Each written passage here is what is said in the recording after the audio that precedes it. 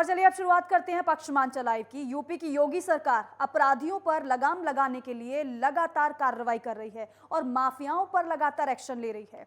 आरोपियों को किसी भी हालत में बख्शा नहीं जा रहा है। अब तक तो माफियाओं गुंडों पर योगी सरकार का बुलडोजर चलता था, लेकिन अब ड्रग्स माफियाओं पर भी योगी सरकार एक्शन में नजर आ रही है।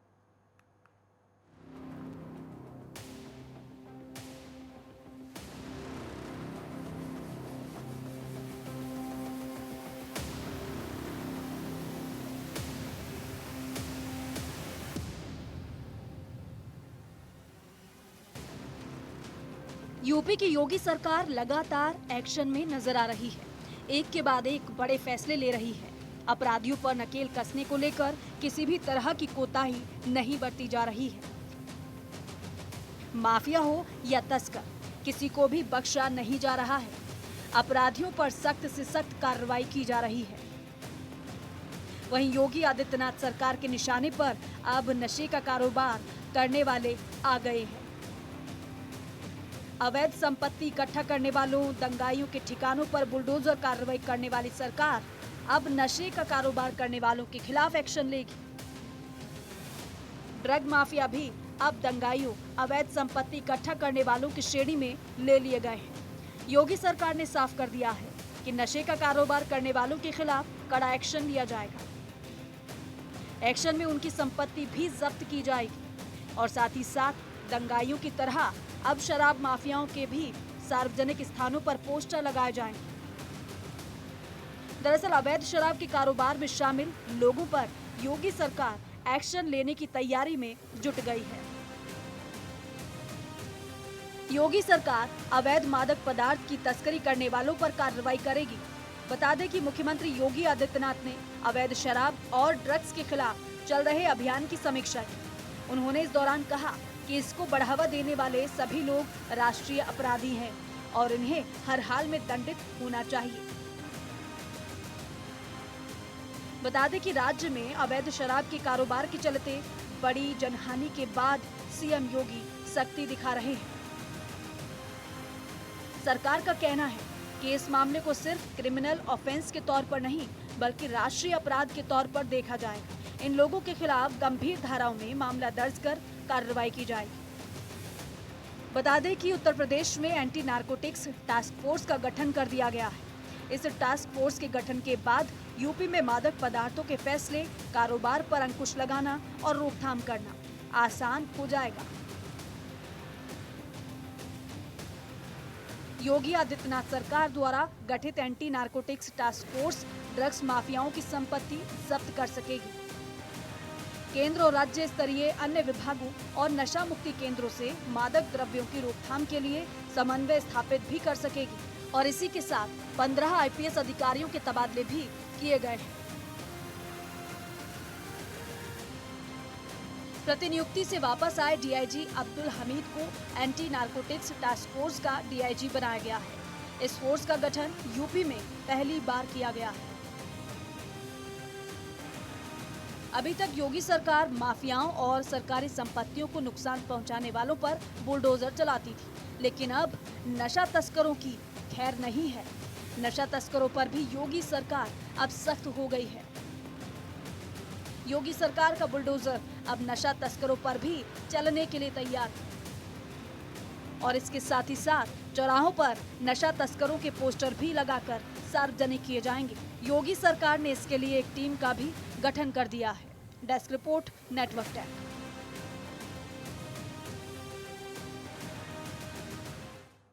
और आगरा के शमशाबाद में एसएसपी प्रभाकर चौधरी ने औचक निरीक्षण किया और साथ ही साथ राजस्थान सीमा उटांगर नदी का भी दौरा किया और साथ ही साथ राजस्थान सीमा पर 4 दिन में सीसीटीवी कैमरे लगाने के भी निर्देश दिए। और इसी बीच निरीक्षण में अधीनस्थों को भी आवश्यक दिशा निर्देश उनकी तरफ से दिए गए हैं और साथ ही साथ निष्प्रयोजित भवन की फाइल मुख्यालय भेजने के भी निर्देश दिए।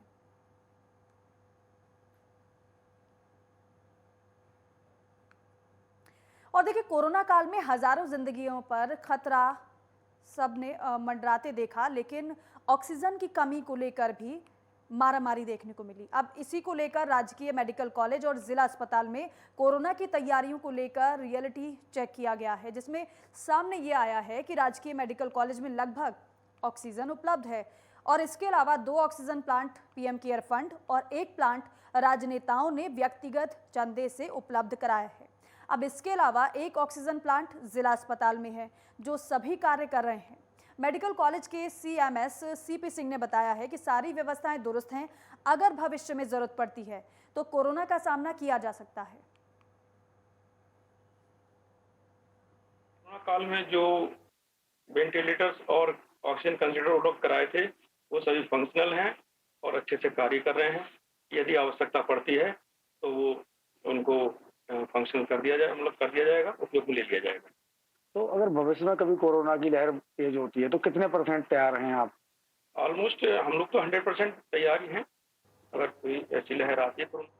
और मुजफ्फरनगर की जानसठ तहसील में व्यापक भ्रष्टाचार और अनियमितताओं के विरोध में तहसील बार एसोसिएशन जानसठ के अधिवक्ताओं, दस्तावेज लेखकों, स्टैंप विक्रेताओं और टाइपिस्टों ने दूसरे दिन भी कलमबंद हड़ताल जारी रखी है।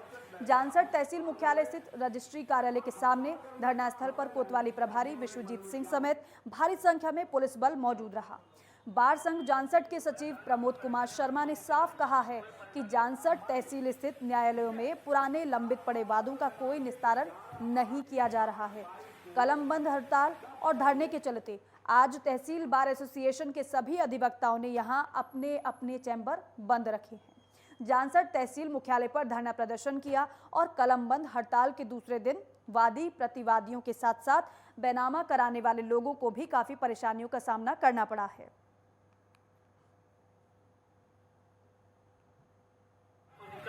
ये धरना भ्रष्टाचार के खिलाफ चल रहा है। इसमें तहसील का पूरा परिवार, स्टाम्प बाइंडर यूनियन और टाइपिस्ट यूनियन, दस्तावेज लेखाकरण, वो सब हमारे साथ हैं और ये लड़ाई तब तक लड़ी जाएगी जब तक इस भ्रष्टाचार का कोई सटीक सॉल्यूशन नहीं निकल जाता। जो अधिकारी परेशान कर रहे हैं दाखिल खारिज के अविवादित पत्रावलियों के लिए, उनका कोई निर्णय नहीं हो जाता तब तक ये धरना ऐसे ही चलेगा। आज ये जो यहाँ पर प्रदर्शन चल रहा है अधिकारियों के खिलाफ, इसमें भारतीय किसान यूनियन तोमर पूरी तरीके से हम अपना समर्थन दे रहे हैं और यहाँ भ्रष्टाचारी चरम सीमा पर चल रही।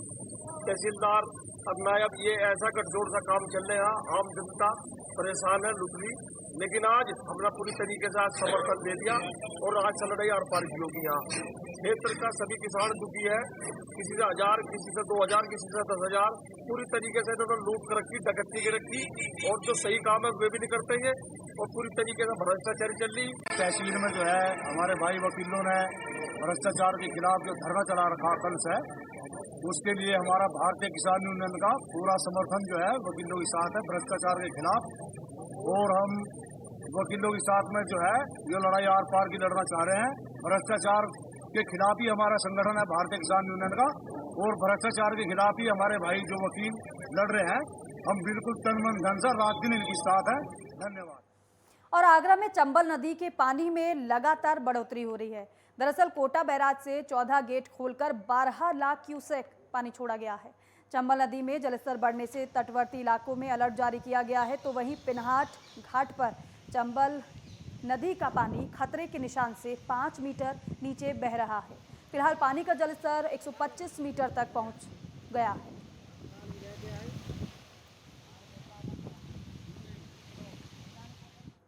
और पक्षमांचल लाइव में वक्त है छोटे से ब्रेक का।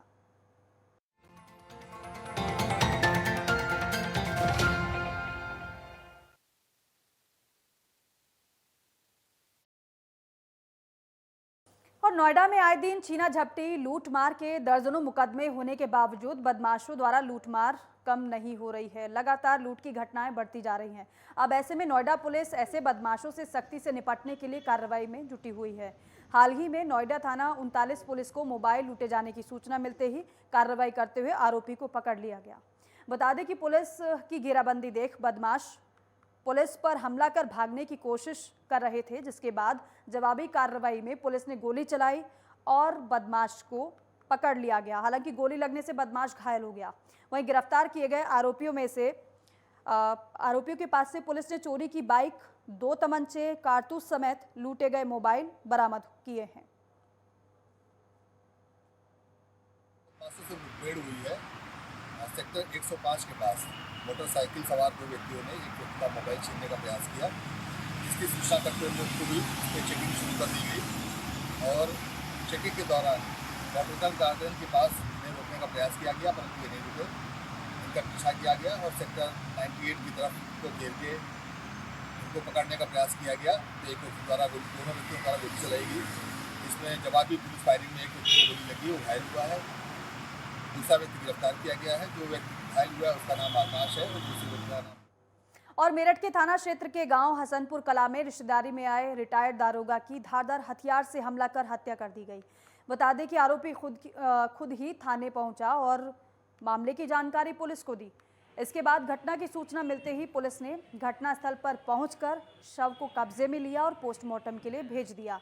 अब पुलिस आगे की कार्रवाई कर रही है और साथ ही साथ पुलिस ने आरोपी को हिरासत में ले लिया है। थाना क्षेत्र कठौर के हसनपुर ग्राम में एक व्यक्ति जिनका नाम स्वराज था, उनकी उसके भतीजे के द्वारा फावड़े से हत्या कर दी गई है। जो हत्यारोपी है अंकुश नाम है उसका, उसकी गिरफ्तारी कर ली गई है। बॉडी को पीएम हेतु भिजवा दिया गया है। अभियोग पंजीकृत कर अग्रिम वैधानिक कार्रवाई की जा रही है। बुलंदशहर की खुर्जा पुलिस ने बुजुर्ग महिला की हत्या का खुलासा कर दिया है। बता दें कि पुलिस बुजुर्ग महिला के बेटे ने ही अपनी मां को मौत के घाट उतारा था और इसी दौरान महिला की हत्या से इलाके में सनसनी फैल गई थी। बताया जा रहा है कि आरोपी ने संपत्ति विवाद के चलते मां की हत्या की है। इसके बाद पुलिस ने बुजुर्ग महिला की हत्या के आरोप में मृतका के बेटे, उसकी पत्नी और आरोपी के साले को गिरफ्तार कर जेल भेज दिया है। ये पुराना बाजार है खुर्जा नगर में। यहाँ की एक महिला है अमृता, जिनकी उम्र 65 साल के करीब है। ये गायब हो जाती है और रात में एक डेड बॉडी मिलती है बिस्तर से लिपटी हुई, जिसपे गले में तार वगैरह लिपटा हुआ।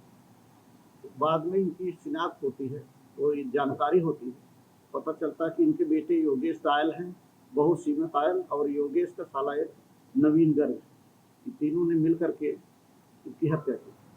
और वहीं बुलंदशहर में पुलिस ने लड़की की हत्या का खुलासा कर दिया है। बता दें कि 13 साल के किशोर ने एक थप्पड़ का बदला लेने के लिए लड़की की हत्या कर दी थी और बताया जा रहा है कि घर में सो रही लड़की के सिर पर ईंट से वार कर और चार्जिंग केबल से गला घोंटकर उसको मौत के घाट उतार दिया था और साथ ही साथ हत्या के बाद लड़की के शव को नाले में फेंक दिया गया था। इसके बाद पुलिस ने आरोपी नाबालिग से मृतका का मोबाइल बरामद कर घटना का खुलासा कर दिया है। ये सानू शर्मा लगभग 24-25 साल की महिला थी और काजी खेल मोहल्ला है ये बहासू में, वहाँ पे अपनी बहन के मकान में रहती थी और ये तलाकशुदा थी। वहीं रहते दौरान ये बताया गया कि कुछ सिलाई उलाई का थोड़ा बहुत काम करके अपनी जीविका चलाती थी। जिस दिन की घटना है वो जो बाल अपचारी पकड़ा गया उसने बताया कि उससे कुछ 500-700 रुपये ले रखी थी और जब वो पैसा मांगता था उसको डांट के भगा देती थी, मारती पीटती थी। और रुक रहे हैं एक और छोटे से ब्रेक के लिए, फौरन लौटेंगे।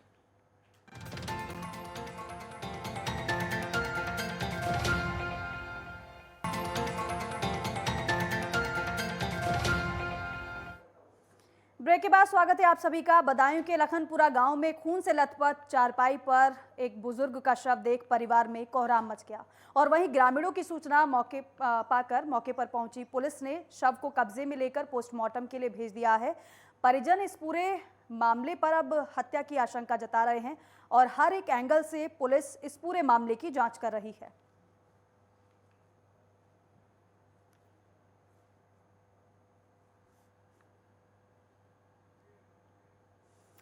और वहीं एटा में एक पिता ने अवैध संबंधों में बाधक बन रही 15 साल की बेटी की गला दबाकर हत्या कर दी और उसे मौत के घाट उतार दिया। बताया जा रहा है कि मृतक बेटी अक्सर अपने पिता के अवैध संबंधों में बाधा बनती थी और उसका विरोध करती थी। इसी के चलते पिता ने बेटी की हत्या कर दी। अब हत्या के बाद पिता ने शव को नीम के पेड़ पर टांग दिया। आरोपी पिता घटना को अंजाम देकर फरार हो गया। वहीं अब मृतक बच्ची की मां की तहरीर पर आरोपी पिता, उसकी प्रेमिका और 3 के खिलाफ हत्या का केस दर्ज कर लिया गया है।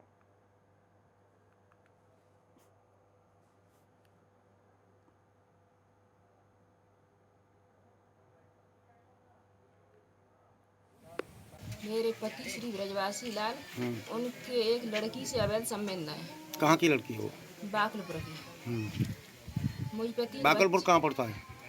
बाकलपुर रिजोर एटा। फिर मेरे बच्चों का पालन पोषण ठीक प्रकार से नहीं हो पा रहा है, इसलिए मैं कहती सुनती हूँ, इसलिए वो मेरी मारपीट करते हैं। वो लड़की कहती है इनको मारपीट करो जब हम आ पाए। उन्होंने किवाड़ बंद करके और मेरे मुंह में कपड़े किए। मैंने कि मैं समय से पहले नहीं मरूंगी। मेरी बच्ची ने कही पापा ये तो गलत है। लली मेरी चालू थी, फर्स्ट ईयर में पढ़ रही थी। क्या नाम था बच्ची का? बच्ची का नीलू। तो बच्ची ने कहा पापा ये गलत है, पापा मम्मी सही कहती हैं। और फिरोजाबाद में 40 साल के व्यक्ति की पीट कर हत्या कर दी गई, जिसका वीडियो सोशल मीडिया पर वायरल हुआ है। और वहीं मामले में युवतियों पर हत्या का आरोप लगा है, लेकिन दूसरी ओर युवतियों ने युवक पर छेड़छाड़ करने का आरोप लगाया है। फिलहाल पुलिस ने 4 लोगों को हिरासत में लेकर जांच शुरू कर दी है।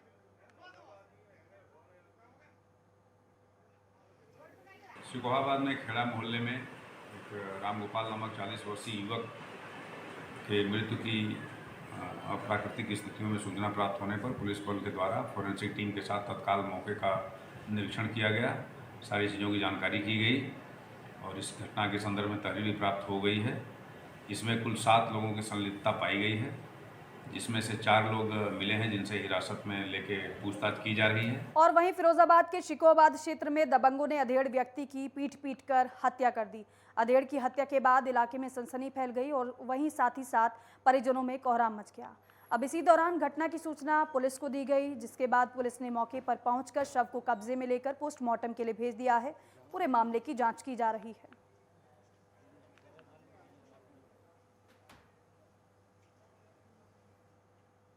और खबर मथुरा से है, जहां ठाकुर बांके बिहारी मंदिर में हादसे की जांच करने के लिए गठित कमेटी वृंदावन पहुंची। दरअसल मंदिर में आरती के दौरान भगदड़ मची थी और भगदड़ मचने से 2 श्रद्धालुओं की दम घुटने से मौत हो गई थी, जिसके चलते हादसे को लेकर शासन ने गंभीरता दिखाई है।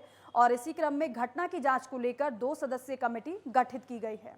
पूर्व डीजीपी सुल्तान सिंह और अलीगढ़ मंडलायुक्त गौरव दयाल को जांच की जिम्मेदारी सौंपी गई थी और साथ ही साथ 15 दिन में जांच पूरी कर शासन को रिपोर्ट प्रस्तुत करने के निर्देश दिए गए थे। इसी क्रम में पूर्व डीजीपी बांके बिहारी मंदिर पहुंचे और गलियों का भ्रमण कर जांच शुरू कर दी।